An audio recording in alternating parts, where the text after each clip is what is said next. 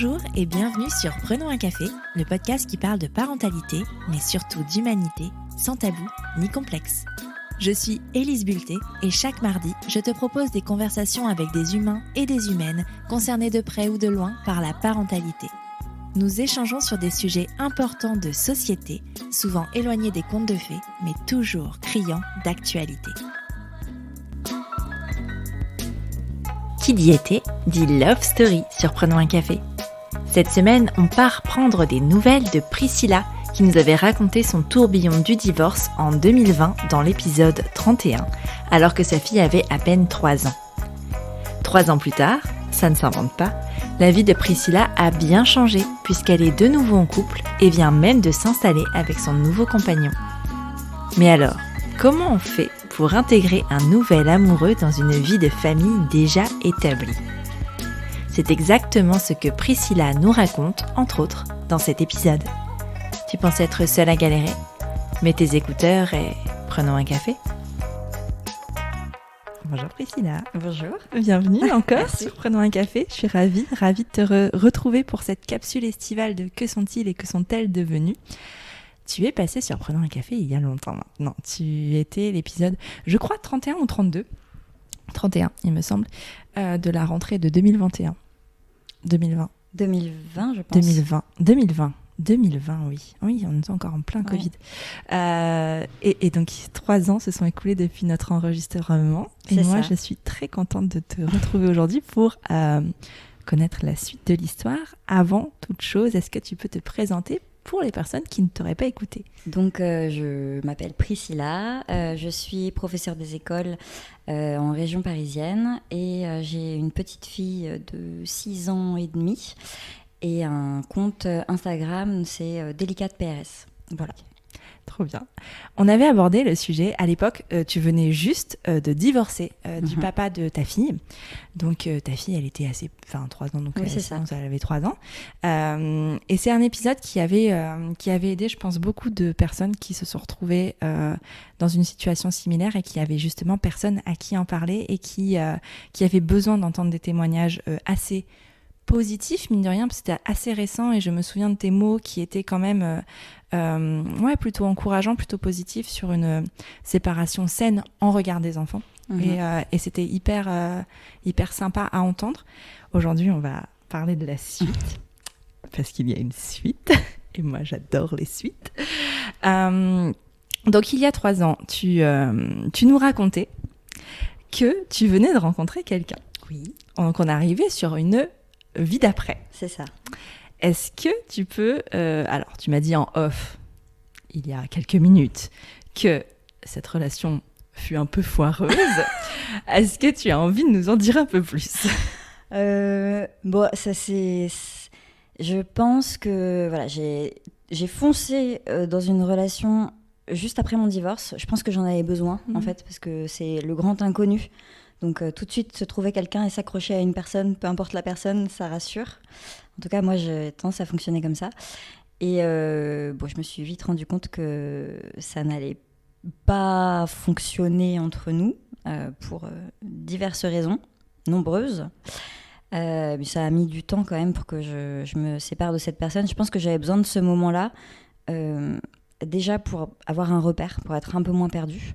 Et aussi, peut-être, alors ça c'est mon analyse a posteriori, mais aussi peut-être que je voulais me faire payer quelque chose. Parce que je suis quand même restée plusieurs mois avec quelqu'un qui était clairement pas fait pour moi. C'était pas une relation qui était saine du tout. Mais bon, je suis pas partie tout de suite non plus. Donc je pense que, peut-être que j'ai voulu me faire payer un peu quelque chose de, t'es partie, maintenant, tu vas voir, ça va pas être drôle, quoi. Ouais. Est-ce que tu as eu un temps quand même où tu étais célibataire, où tu étais seule? Un été. Un été. Ouais, un été. Est-ce que ça t'a fait peur en fait cette solitude? Parce que c'est vrai que c'est quelque chose qu'on entend peut-être régulièrement, de dire mais je vais quitter une personne avec qui je suis depuis super longtemps, on a construit des trucs, et qu'est-ce que ça va être ma vie sans cette personne, avec cette solitude? Et je pense qu'on est plutôt nombreux et nombreuses à avoir peur finalement de se retrouver avec soi-même et de se retrouver seul. Est-ce que toi c'est une période que tu as vécue? J'ai pas été vraiment seule. En fait, je pense que moi, ce dont j'avais besoin, c'est de cet élan, de quitter cette personne qui n'était pas faite pour moi et de me reconnaître à ma juste valeur. Et là, j'ai rencontré quelqu'un avec qui ça s'est passé super bien, etc. Mais j'ai vraiment vu plus ça comme une espèce de salle d'attente. Ouais. En fait, c'est-à-dire j'ai quitté une relation, j'ai divorcé, j'ai quitté mon mari, j'ai dû organiser une garde alternée, retrouver un appartement, enfin voilà, toutes ces choses qui étaient complètement inconnues pour moi. Et vraiment, j'ai l'impression qu'ensuite, je me suis mise dans une salle d'attente de relations saines qui viendraient. Et moi, pour le coup, ça a été une autre relation. Ouais. C'est le fameux rebound. Ouais, un petit peu. Tu vois. Souvent, tu as cette relation, justement, qui dure pas très longtemps. Tu vis un peu tout et enfin, ça dépend, des fois c'est ça, hein, mais un peu tout et n'importe quoi, pour justement décharger un petit peu. Ouais, tout à fait. C'est l'impression que ça m'a fait. Et c'est-à-dire que là, quand j'ai mis, c'est comme si j'avais coulé au fond d'une piscine et au moment où j'ai dit stop, j'ai donné un gros coup de pied, je suis remontée et là, par contre, c'était bon. Enfin, j'avais repris conscience de qui j'étais, de ma valeur aussi, de ce que je voulais pour moi, ce que je voulais pas pour moi. Mais j'ai vraiment eu cette période de latence, qui était pas super saine et en même temps, je savais plus ce que je voulais en fait. Je savais même plus ce que je voulais. Est-ce que je voulais être toute seule? Est-ce que je voulais quelqu'un? J'avais juste la trouille, quoi. Ouais, c'est ça. C'est un peu, t'as l'impression de sauter dans le vide, en fait.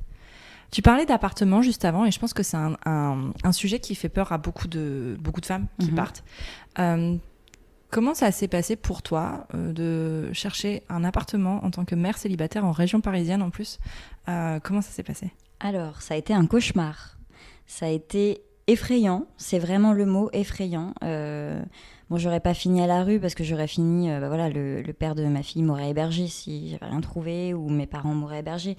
Mais ça a été affreux. Vraiment, je me suis retrouvée tout à coup, comme tu dis, mère célibataire, donc j'avais besoin d'au moins une chambre parce qu'au début j'en voulais 2. J'ai très vite compris que ça n'allait pas être possible. Donc juste, je voulais éviter le studio pour pas faire dormir ma fille dans la cuisine, quoi.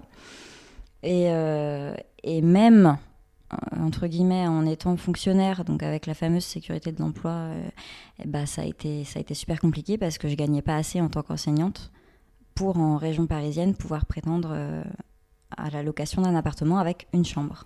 Parce qu'ils te demandent, c'est quoi, 3 fois le loyer? 3 fois le loyer, c'est ça. Et je gagnais pas du tout 3 fois le loyer. D'ailleurs, même maintenant, je gagnerais toujours pas 3 fois le loyer.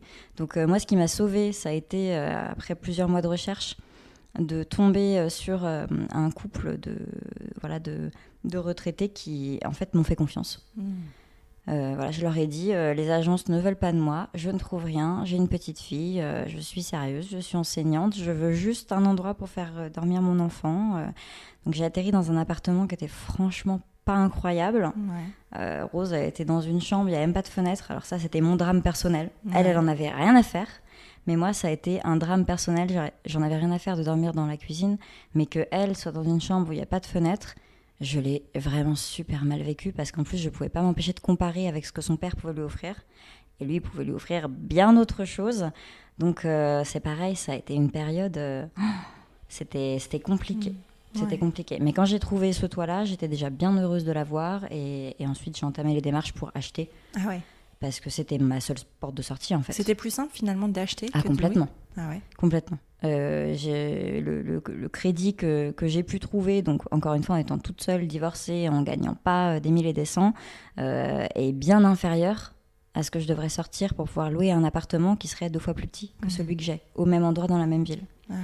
Mais ça, je sais que c'est aléatoire en fonction des villes. Ouais, mais c'est important, je pense, de le dire parce que peut-être que certaines femmes n'oseraient pas y penser à l'achat, justement, de se dire je suis toute seule, il n'y a pas de chance, tout ça. Alors après, ça dépend des périodes aussi. En ce moment, je ne sais pas si c'est très propice. Ah non, en ce moment, effectivement, ça a l'air d'être plus compliqué que moi. C'était juste au moment du Covid et il y avait une chute en fait dans les taux et j'ai acheté super rapidement.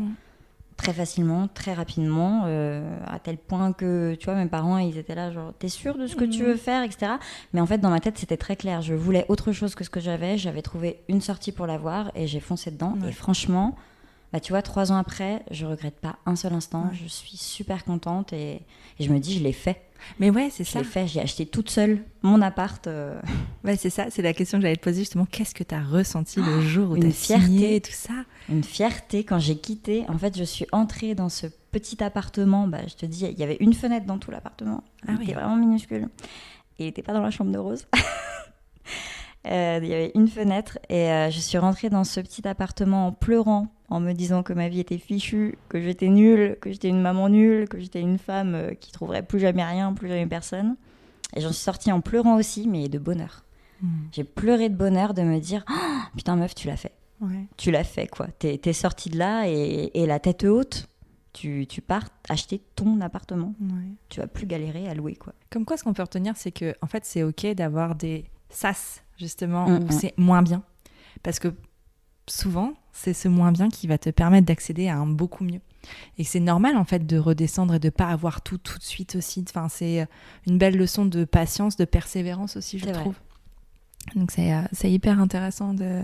Ouais, je pense que vraiment enfin, la vie d'après fait tellement peur que c'est important de dire les choses positives et de montrer qu'en fait c'est largement possible aussi dans certaines conditions et tout ça, mais enfin, il y a une possibilité. Oui, c'est pas parce qu'on se retrouve dans un endroit à pleurer pendant 3 mois qu'on va y passer le reste de sa vie. C'est ça qu'il faut se dire. C'est ça.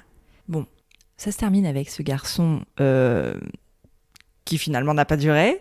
Tu nous dis que tu rencontres quelqu'un d'autre. Oui. Est-ce que tu peux nous raconter ? Oui. Alors, pour l'anecdote, c'était en sortant de l'enregistrement. C'est vrai. Mais tout à fait. Mais c'est génial. Ouais. On est partis déjeuner ensemble. Ça faisait 5 ans qu'on ne s'était pas vus parce qu'on était amis avant, quand j'habitais à Paris même. Et voilà, en sortant de l'enregistrement du podcast, du coup, on déjeune ensemble. Et puis, bon, on ne s'est pas tout de suite mis ensemble, mais on s'est revus, on s'est revus, on s'est revus. Et puis, de fil en aiguille, voilà, on est tombés amoureux. Est-ce que tu avais déjà un crush sur lui quand tu le connaissais avant, il y a des années ? Alors, est-ce que j'avais un crush sur lui ? Non, c'était un ami très proche pour moi. On fricotait ensemble quand on n'avait personne. Okay. Et puis quand on retrouvait quelqu'un, nos chemins se séparaient. Par contre, lui te dira qu'il avait un crush sur moi. Ah ouais. Et que des fois, il me faisait comme s'il était le bon ami alors qu'il aurait aimé autre chose. Ok. Voilà. Il a fini par avoir autre chose. Mais c'est ce qu'il te dira, tout à fait. Persévérance. Oh, je vais l'appeler comme ça, ce podcast. Persévérance. Donc, vous vous rencontrez, tout ça. Est-ce que ça devient vite sérieux ? Est-ce que tu sens qu'il y a quelque chose de sérieux qui se passe ? Alors déjà, moi, au début, je ne veux rien de sérieux. Parce que je sors de la relation, comme tu dis, rebound post-divorce, qui a été abominable. Donc, je lui dis tout de suite, je veux pas de trucs sérieux, je veux pas m'engager, ça me fait flipper, je veux pas, quoi. Donc, il me dit, parfait, moi non plus, merveilleux, super. Et puis, je ne sais comment, mais quand même, au bout de 3 mois, je me retrouve à fêter Noël avec toute sa famille. Ce qui est plutôt rare dans une relation non sérieuse. Voilà.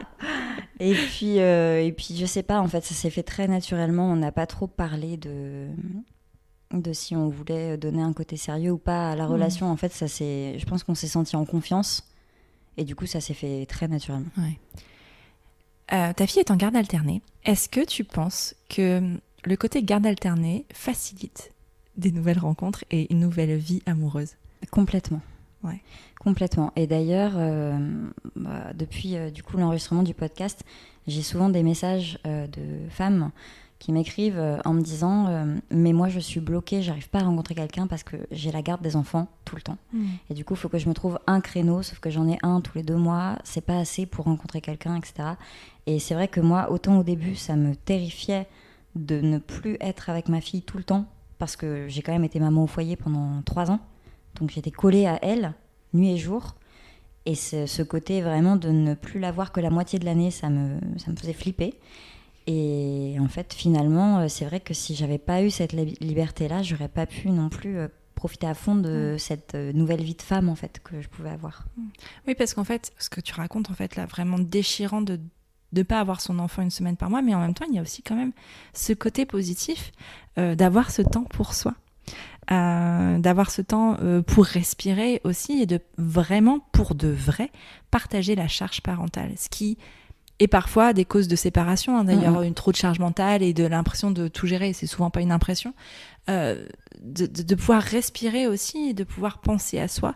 Et je pense pas que ce soit quelque chose de négatif, au contraire, en fait. Je pense que c'est hyper cool de pouvoir penser à soi et d'avoir cette fenêtre-là, et pas forcément pour rencontrer quelqu'un, d'ailleurs, ça peut être pour faire plein de choses qui nous plaisent, assouvir une passion, pour plein de raisons. Et donc, ouais, non, parce que pour les personnes qui sont vraiment au tout début de parcours de séparation, j'imagine à quel point ça doit être dur et ça doit briser le cœur, mais en fait, après, finalement, on s'y fait à ce rythme-là. Qu'est-ce que tu en penses de ça ? Eh ben, c'est exactement ce qu'on m'avait dit. Et d'ailleurs, je me souviens que au début, je ne supportais pas qu'on me dise ça. On me dise, mais tu vas voir, tu auras plein de temps pour toi, ça va être génial, tu pourras faire plein de trucs. En fait, j'avais envie de répondre, mais j'en ai rien à faire. Enfin, je veux pas faire plein de trucs. En fait, je veux mon enfant. C'était compliqué et je comprenais même pas qu'on me dise ça. Et en fait, bah, tu vois, 3 ans plus tard, je suis cette femme qui va dire ça à celles qui se séparent, qui me disent mais comment je vais faire, je vais jamais supporter, je suis trop malheureuse. Et je leur dis mais en fait non, ça va être génial, ça va être génial. C'est vrai qu'ensuite on en profite. C'est ça. Après c'est vrai que ça doit être difficile quand tu as projeté une vie 100% avec ton enfant. Quand tu fais un enfant, généralement quand tu es en couple, tu n'imagines pas qu'un jour tu ne le vois pas tout le temps. Donc c'est peut-être cette construction là aussi qui est difficile c'est un deuil en fait. C'est vraiment un deuil d'une famille idéale à faire. Donc, c'est pas sérieux, mais tu passes Noël avec lui. Tu avais imaginé, même avant d'être dans cette relation, une suite, et comment expliquer à ton enfant, est-ce que c'était clair pour toi de partager avec ton enfant, par exemple, que tu puisses avoir une nouvelle relation plus tard ? Enfin, comment tu avais appréhendé les choses ? Alors, je l'imaginais. Oui, c'était pas quelque chose qui était inconcevable pour moi. Après, moi, je pense que dans ma tête, j'avais cette espèce de schéma, je sais pas, un peu facile de je présente quelqu'un, tu vois, c'est ton beau-père, voilà. Et en fait, c'était pas du tout comme ça que les choses devaient se passer, en tout cas pour nous.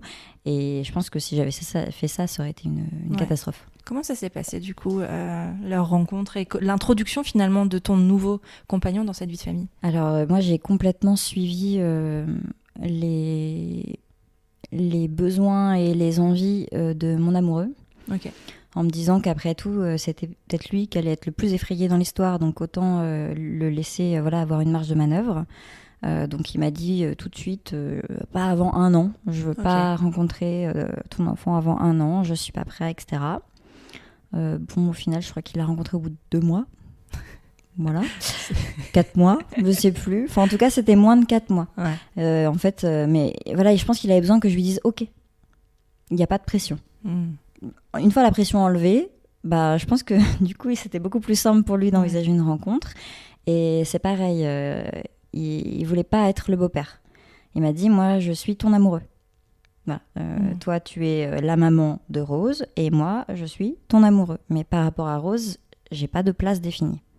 Et ça, c'est quelque chose à laquelle il a tenu pendant longtemps, à ne pas être défini comme un beau-père, mais comme mon amoureux.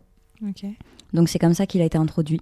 Voilà, j'ai un amoureux, il s'appelle Willy, est-ce que ça te plairait de le rencontrer ? Donc voilà, on a organisé une petite soirée pyjama écran après l'école avec un apéro géant. Forcément, je voulais que tout soit sympa, quoi, pour que ce soit un moment vraiment chouette.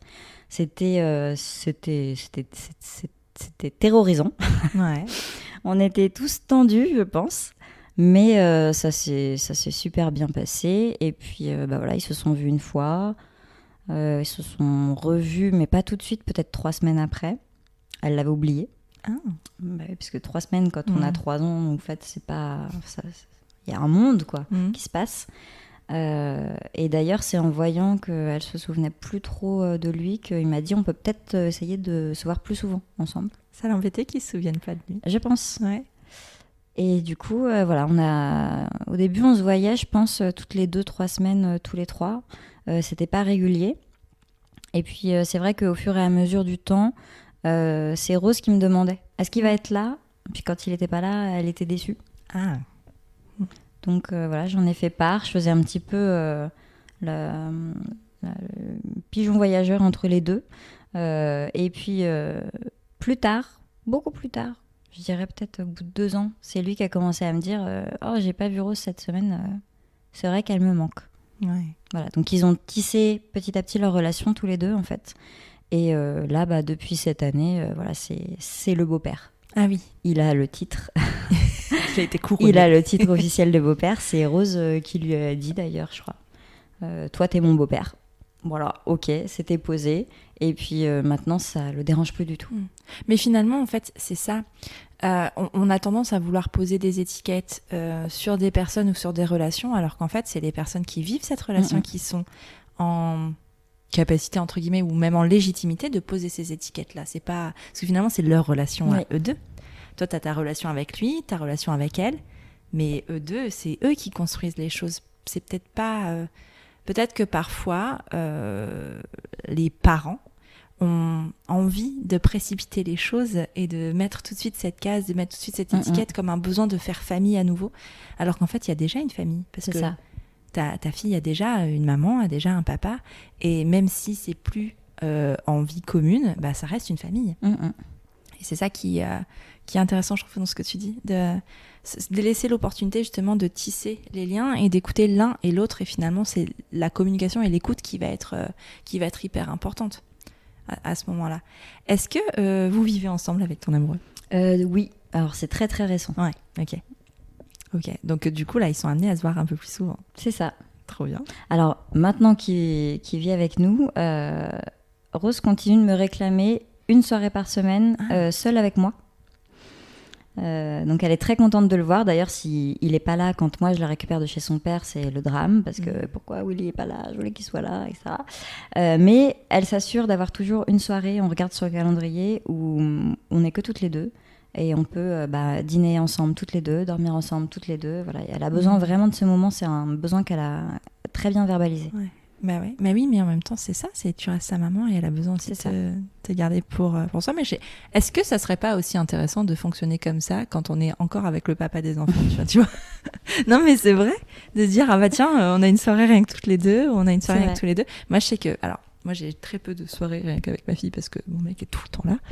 Mais ce n'est pas un message, un petit peu quand même. Mais je sais que lui, enfin, eux deux, ils en ont parce que moi, je pars, je sors, pas souvent, pas tous les soirs non plus, mais je sors souvent. Et je sais que c'est des moments qui sont hyper importants pour eux deux, d'avoir cette relation-là, rien que tous les deux, d'avoir, enfin, oui, on fait famille, mais en même temps aussi, tu peux avoir une relation avec chacun des parents. Est-ce qu'elle demande aussi à avoir des moments rien qu'avec lui ?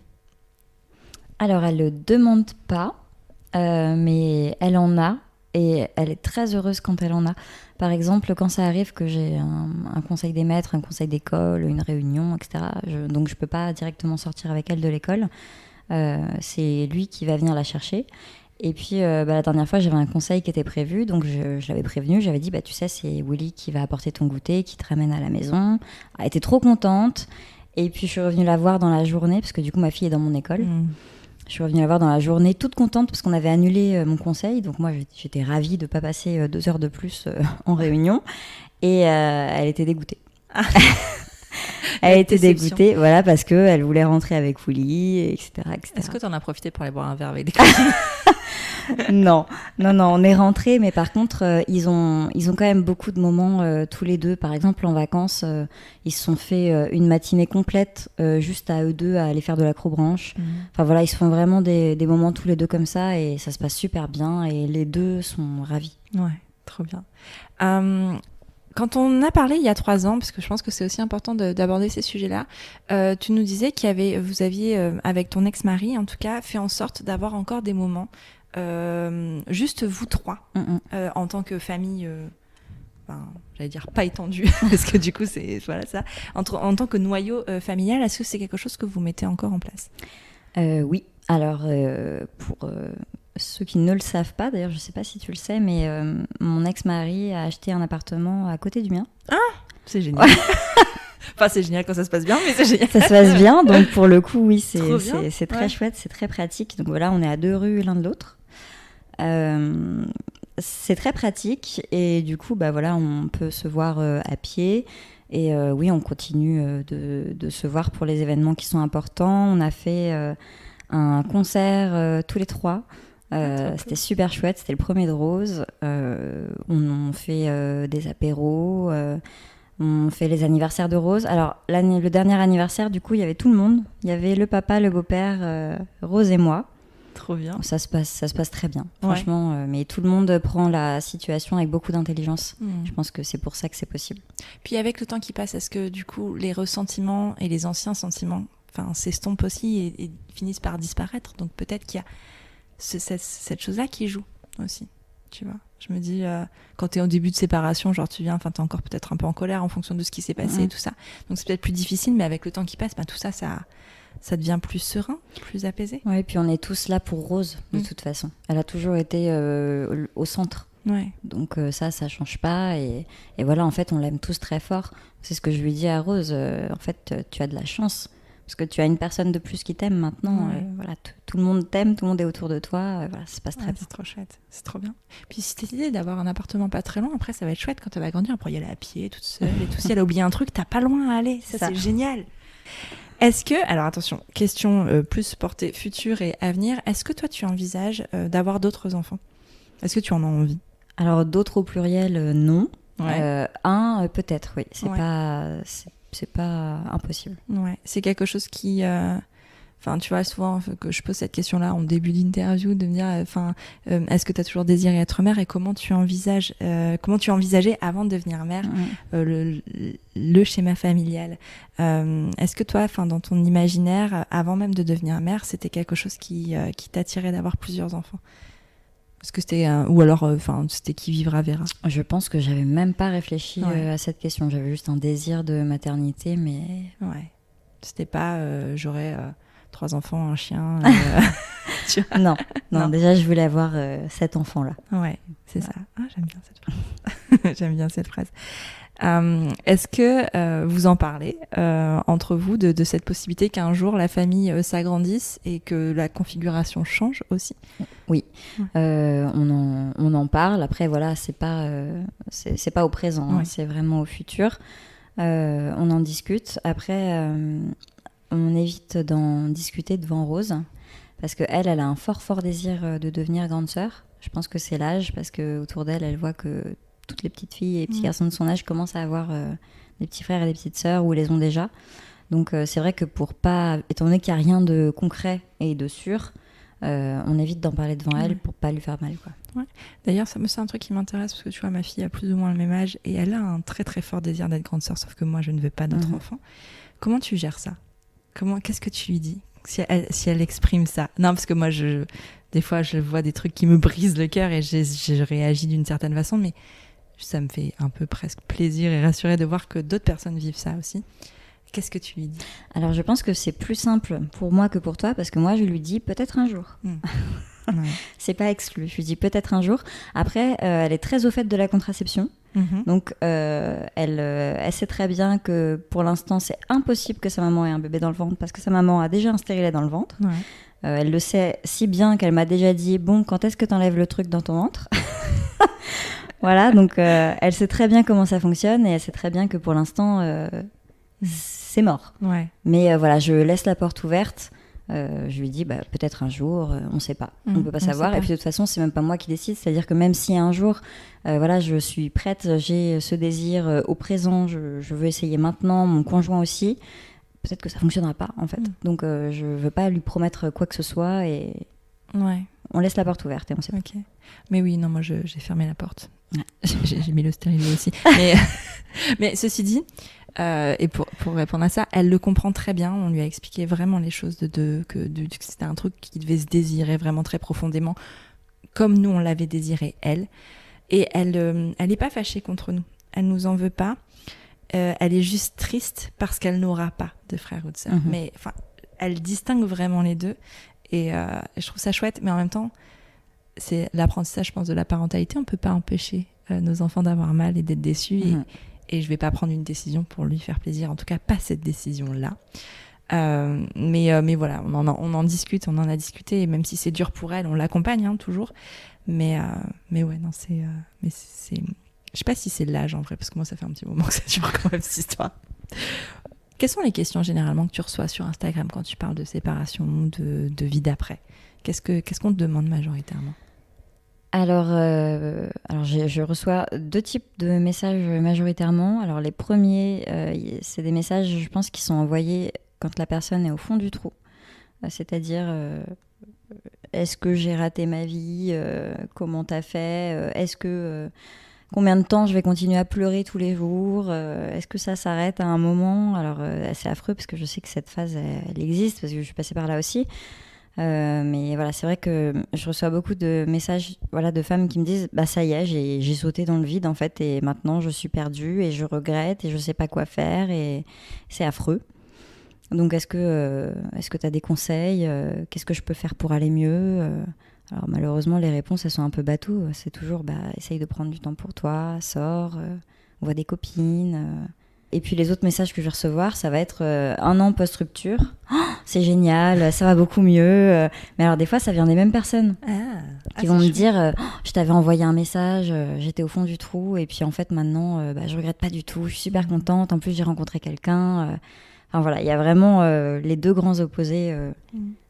Finalement, c'est le temps qui fait son œuvre. Oui, je pense. Ouais. Et puis, il n'y a pas trop de conseils types. Parce que c'est vrai que, on en parlait tout à l'heure, mais... J'ai beaucoup de mal quand on me demande des conseils parce que je me sens pas spécialement légitime à conseiller quoi que ce soit parce que j'ai fait comme tout le monde, j'ai pleuré, j'ai galéré, j'ai eu peur, j'ai fait des erreurs et puis surtout les personnes sont tellement uniques et les situations sont tellement uniques et quand ça m'arrive de donner un conseil, par exemple, comment je peux faire avec mon ex-mari pour que gna gna gna, et puis du coup je donne un conseil en fonction de ma situation, puis on me répond ah oui mais moi il voudra jamais, ah oui mais moi ça se passe pas comme ça, donc en fait on peut pas vraiment conseiller les gens, c'est vraiment propre à chaque situation. Ouais. Est-ce qu'il y a des ressources qui t'ont aidé ou des choses qui t'ont aidé toi, genre des bouquins ou des podcasts ou que sais-je? Alors des ressources de ce type, non. Moi ce qui m'a fait énormément de bien, c'est d'arriver, en fait j'ai changé d'école, je suis arrivée dans une nouvelle école avec plein de monde et de me refaire des copines qui n'avaient pas d'enfants. Parce qu'évidemment tout mon cercle d'amis c'était que des femmes avec enfants et en fait de ressortir avec des nanas que j'apprécie et qui n'ont pas d'enfants, donc de ressortir dans des boîtes, dans des bars, de se refaire des sorties entre filles sans se demander quand est-ce que t'as pas les enfants. En fait ça m'a fait énormément de bien et du coup ça m'a aidé à me redécouvrir moi, qui j'étais en fait avant d'être la maman d'eux. Ouais. Et ça, c'est ça qui m'a fait le plus de bien en fait. Ouais.